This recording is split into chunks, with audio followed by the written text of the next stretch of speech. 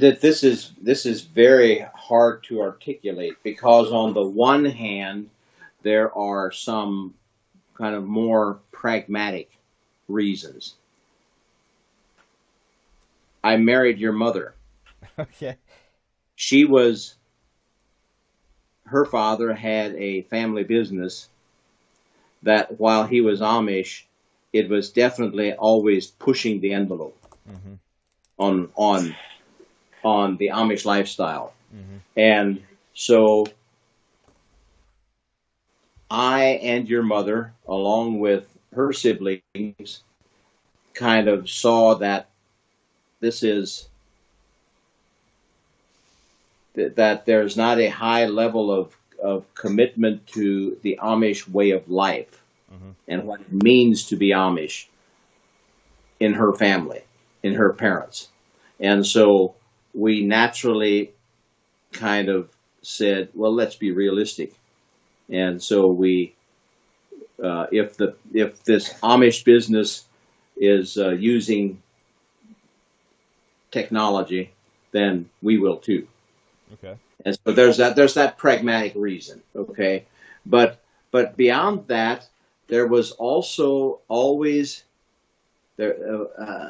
I had done enough reading and enough wrestling with bigger ideas about the meaning of life and making an impact upon your generation, and I grew up during the 60s.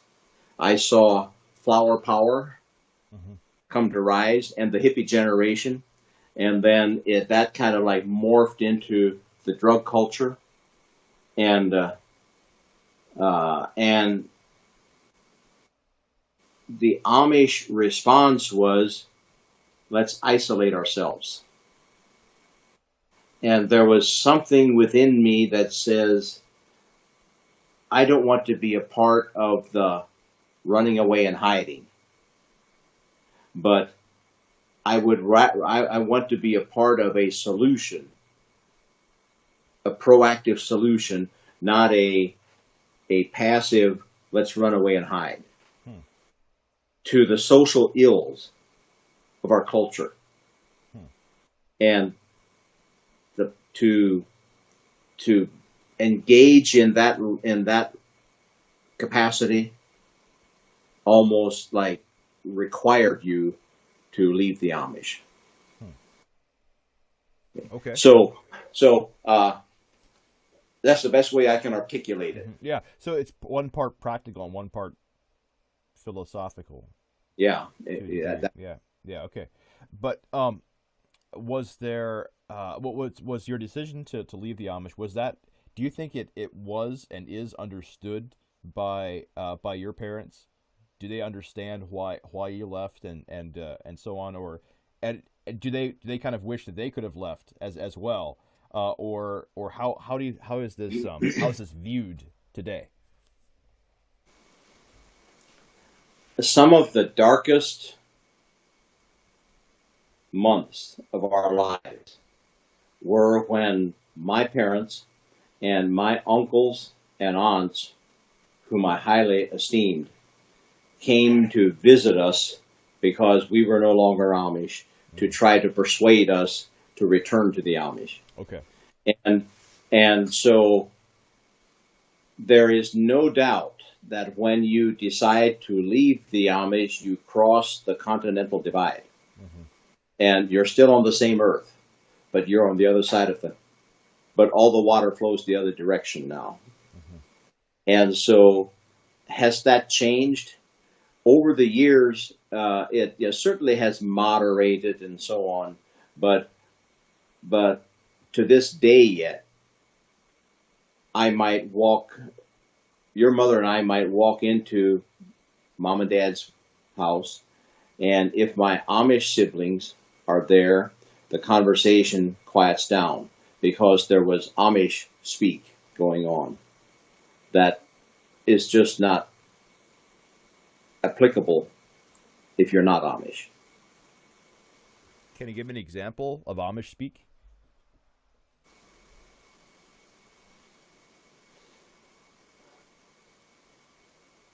there might be this conversation about um,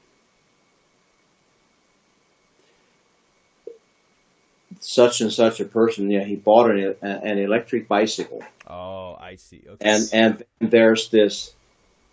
What will happen now? Like, why would they do that? That's bad. There's this, and that's bad. There's the, and it's even unspoken. No one has to say that's bad. That's going the wrong direction. There's just this unspoken Yeah. uh, understanding Yeah. that if you buy something or do something that's more progressive, that's bad. Yeah. Yeah. And you can't talk about those things with your non-Amish siblings and Yeah. make sense. Yeah. Yeah. I took a couple of Amish people up to Canada many years ago. Um, like my I cousin Jet. remember. I remember. Yeah. And there was at least one conversation that I remember where I just had a hard time understanding what was going on, but they were Amish speaking. I didn't quite know how to put that to words, but that's what was Mhm. going on. And they were talking about a particular study Bible, and they kept using the word "it's unsound." And it's almost like once that word was spoken, it's like everyone's like, "Oh, okay, I see." Well, we'd never use that. I was Mhm. like, "What?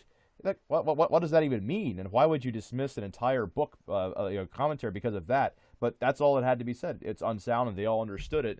And so I think that's the one time I really had a glimpse into that Amish speak. Okay, very interesting. Okay, so that's that. See, I remember I've heard you talk about leaving the Amish and how that was a watershed moment in your life. Mhm. But it's not just your life. Like it's also my life. Because I've thought about how it would be if you would have remained Amish, and how that I would then have had to decide to either stay Amish or leave the Amish. And obviously, the life that as life has progressed for me, pretty much what makes me who I am today has been enabled because I'm not Amish. And I mean, I've become a teacher. I went to Faith Builders. Now I'm studying at Liberty Online, and I'm doing a lot of things that I think you kind of wish you could have done as well, but you weren't able to because you didn't leave the Amish until you were about my age. And Mhm. so I guess I'm just thinking about how that watershed moment, that really truly was a watershed moment. Like Yeah, as well. that Mhm. changed everything Mhm. for all of us. And so I don't know what I should say. Thanks or something. I'm not sure. However, life would have turned out differently. We wouldn't know anything else. But it's Yeah. still, yeah.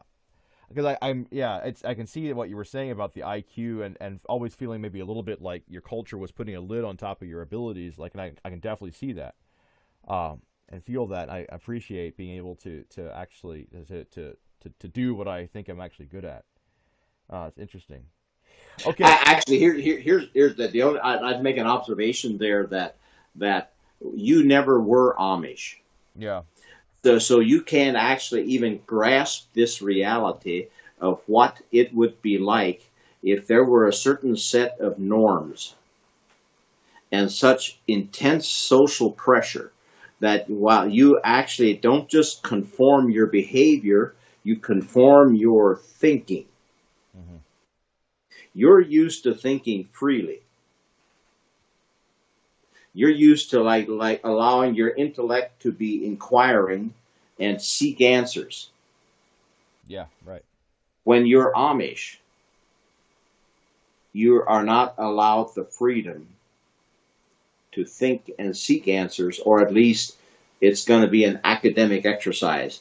Because if you find something different, you will not be in a position to act upon what you've learned Uh huh. because So it's outside of the norms. yeah. I, So there's something limiting that I can't communicate to you, yeah. but What? No, I think I get it. It's kind of like in the First Amendment, it says that you have freedom of like thought and speech and press. And so I think that the idea there is that you start with something inside your head, but then we have the freedom to also talk to other people about that, and then to even print up articles and things and broadcast that to a lot of people and then to act on it. But what you're saying is if you're Amish, you may be able to think those things, but that's where it stops. You can't really. That's where. That's where it has to stop. Yeah, because the thought police will come and get you. Yeah. So the point at which you actually stop thinking. Yeah. Well, okay. And that, my son, is why the Amish are the fastest growing religious group in America today, with the exception of possibly the Muslims. I'm not sure. Because they're not thinking? Well, I just want to say that there's just, I mean, why do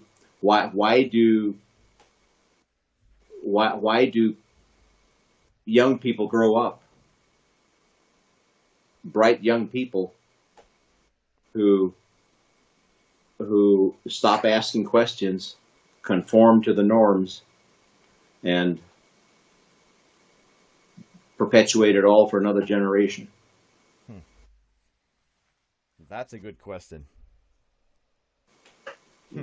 Okay, well, that's good. That gives me that's really good. That gives me a whole different perspective. By the way, while we're on this subject, yeah, I think I've said, well, I did say that to leave the Amish is to cross the Continental Divide. I thought at the time when we made that decision that we crossed the Western Continental Divide. After the internet arrived, I now understand that the internet is the Western Continental Divide, and leaving the Amish was actually the Eastern Continental Divide.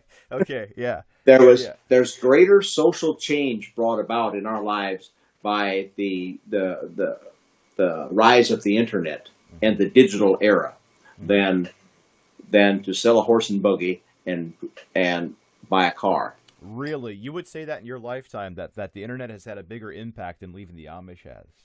Yes, it has. Huh. Now that's interesting.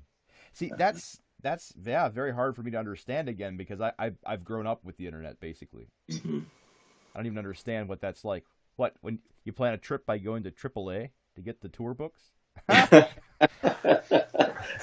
and then along the road you find a payphone. Yeah.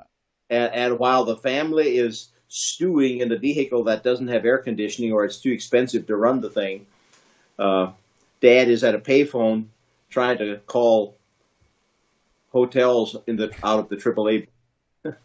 Yeah, so you have experienced a couple of big revolutions. I mean, one would be leaving the Amish, but then it's the information explosion with the internet. So, yeah. I wonder. Probably, I'm not going to experience nearly as much upheaval in my life. Probably not as you have, because you had to go through two of those things, and so I don't. I mean, who knows? Who knows? Obviously, but it seems like things have stabilized a bit after the internet. But anyway, I know it's high time for you to get to go wake up Mom and to get to town and stuff. And so I wanted to say I really appreciate the interview here. It was very interesting. I learned a couple of things, especially about the process of leaving the Amish. So I want to thank you very much for it. Very good. This also is a good reminder for me to bone up on those ancestors. I should know this. Yeah. Well, I have another project coming up where I need to dig through all that family tree history and stuff. So I can share a lot of info with you. Hopefully, that sounds good. Yeah. All right. Okay. Very good. Say hi to Mom for me. I will. Okay. See you, Dad. Say hi to Steffi. Yeah, we'll do. Okay. We'll see you later. Good day.